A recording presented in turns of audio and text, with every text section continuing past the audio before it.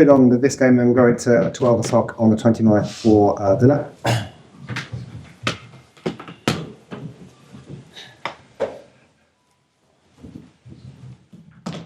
We all good? We're good. I thought he wasn't kick off. Kick off direction.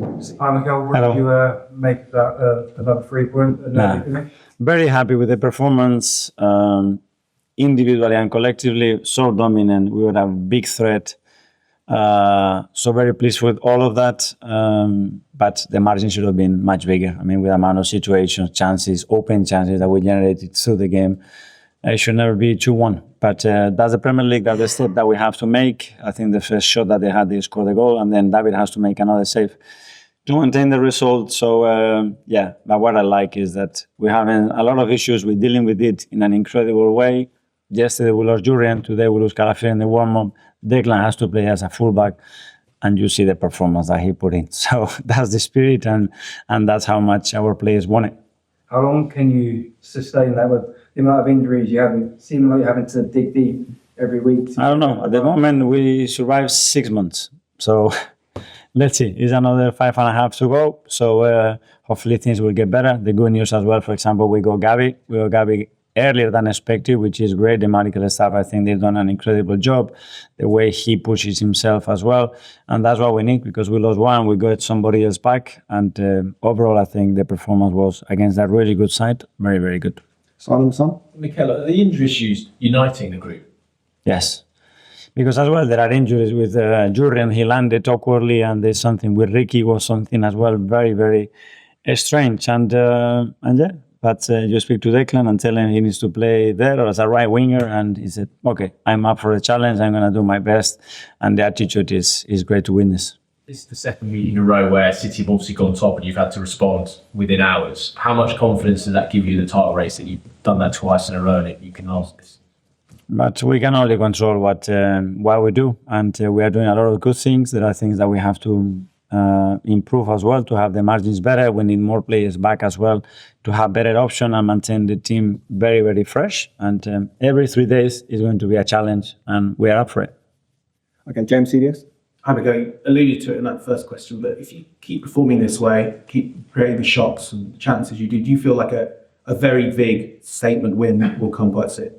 Well, it has to be, because we have a lot of quality. But what I like is the way we play, the way we produce, how willing the players are to take that initiative, that aggression to make things happen. Because this is a very, very difficult team to play against. And I think we've done really well for the majority of the game. Tom, Purple London?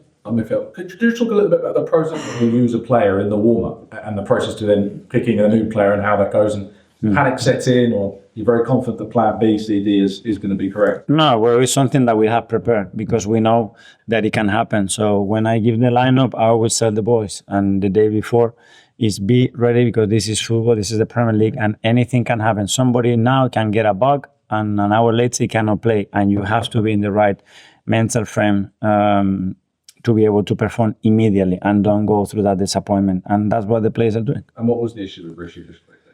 It's something that he felt yesterday, something very awkward that happened, and today in the warm-up he wasn't comfortable. James, yes, please? You talked about the margin should have been bigger. I think you said the same thing against Palace. Obviously, 1 goal wins against Everton, Wolves. When was the last time you felt comfortable in a game? Comfortable in this league, but that's a big word. But when the scoreline is bigger, but hopefully I don't have to use it that often. Do you sort of feel that kind of nervous energy in the game? I mean, when's the last time as a manager you... With the crowd, you mean? Yeah, well, but because when you just concede in the last minutes, the game before against Palace as well, when we didn't really concede nothing, and then they scored in the first shot that they had, obviously it's this, but we have to be able to go through that as well with normality, with showing composure and understanding that, okay, if you don't do that well, you are not efficient in the opponent's box, then you have to be incredibly good in your own, and that's a good way as well to going through that. Okay, we'll do one more live with Isan from Daily. Anchor. Hi. 2-1, it seems to get really nervy from the crowd to play it. Is that a consequence of the crowd being nervy in that tournament? That's a willingness to win, that we all want to win so badly. That is, now I don't want to lose what I have, and we have to play.